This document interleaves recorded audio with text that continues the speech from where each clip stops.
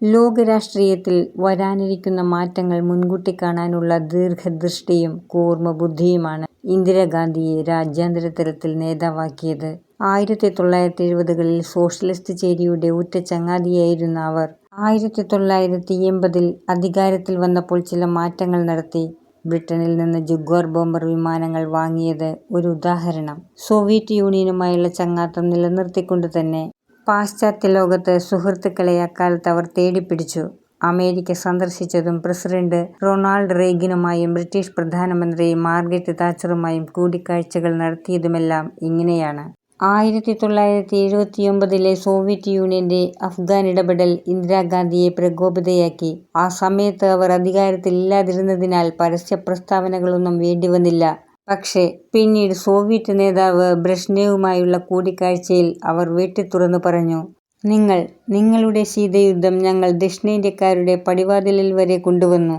അഫ്ഗാൻ പ്രശ്നത്തിലും ഇന്ദിരാഗാന്ധിയുടെ ആശങ്ക ഇന്ത്യയുടെ സുരക്ഷയായിരുന്നു. അഫ്ഗാനിസ്ഥാനിലെ സോവിയറ്റ് പടയോട് പൊരുതാൻ അമേരിക്ക പാകിസ്ഥാന് ആയുധങ്ങൾ നൽകി. 1971-ൽ തകർന്നടിഞ്ഞ പാകിസ്ഥാൻ അതോടെ ഉയർത്തെഴുന്നേറ്റു. അഫ്ഗാൻ ഇടപെടലിനിടയിലും പാകിസ്ഥാന് സിയാച്ചിൻ മലമുകളിൽ നോട്ടമുണ്ടെന്നും ചില പർവ്വതാരോഹക ചാനലുകളിലൂടെ അറിഞ്ഞ ഇന്ത്യൻ സൈന്യം പ്രധാനമന്ത്രിയെ വിവരമറിയിച്ചു. ഇന്ത്യ ആക്രമണകാരിയായി ചിത്രീകരിക്കപ്പെടാമെന്ന ബോധ്യത്തോടെ തന്നെ രായ്ക്ക് രാമാനം ഒരു ബ്രിഗേഡ് സൈന്യത്തെ സിയാച്ചിനുമേലുള്ള സാൾട്ടോറോ മലമുകളിലേക്ക് അയക്കാൻ അവർ അനുമതി നൽകി. അന്നതവർ ചെയ്തില്ലായിരുന്നെങ്കിൽ ഇന്നും സിയാച്ചിൻ പാക് നിയന്ത്രണത്തിലാകുമായിരുന്നു. വിദേശായുധം ഉപയോഗിച്ച് സൈനിക ശക്തിയാകാനാവില്ലെന്ന് ഇന്ദിരാഗാന്ധിക്ക് എന്നും ബോധ്യമുണ്ടായിരുന്നു. ഈ കാലയളവിലാണ് ലൈറ്റ് കോംബാറ്റ് എയർക്രാഫ്റ്റ് മിസൈൽ പദ്ധതി, അതീവ രഹസ്യമായ ആണവ മുങ്ങിക്കപ്പൽ പദ്ധതി തുടങ്ങി ഒട്ടേറെ ആയുധ വികസന പദ്ധതികൾക്ക് അവർ തുടക്കമിട്ടത്. ഇന്ത്യയുടെ ഉരുക്കു വനിത മുൻ പ്രധാനമന്ത്രി ഇന്ദിരാഗാന്ധി നമ്മുടെ രാജ്യത്തിനു വേണ്ടി ചെയ്തിട്ടുള്ള അനേകം കാര്യങ്ങളിൽ ചിലതു മാത്രമാണ് ഞാനിവിടെ പറഞ്ഞിട്ടുള്ളത്.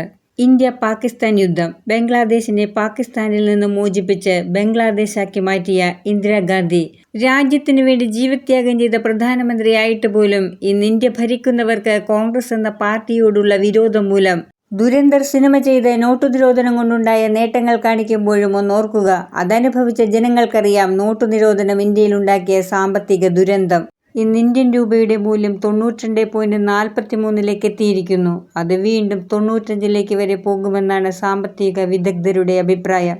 2014 ഡോക്ടർ മൻമോഹൻ സിംഗിന്റെ ഭരണത്തിന്റെ അവസാന നാളുകളിൽ രൂപയുടെ മൂല്യം 63% ആയിരുന്നതാണ് 12 വർഷത്തെ ഭരണം കൊണ്ട് മോദിയുടെ ഭരണത്തിൽ 92.43 എത്തിയിരിക്കുന്നത്. ഡോക്ടർ മൻമോഹൻ സിംഗിന്റെ ഭരണത്തിൽ 63% രൂപയുടെ മൂല്യത്തെ പരിഹസിച്ച് പ്രസംഗിച്ച ഇന്നത്തെ പ്രധാനമന്ത്രി 92.43 എന്ന തകർച്ചയിലേക്ക് എത്തുമ്പോൾ നിങ്ങൾ ആരെ പരിഹസിക്കും പ്രധാനമന്ത്രി? നിങ്ങളെ തന്നെയോ?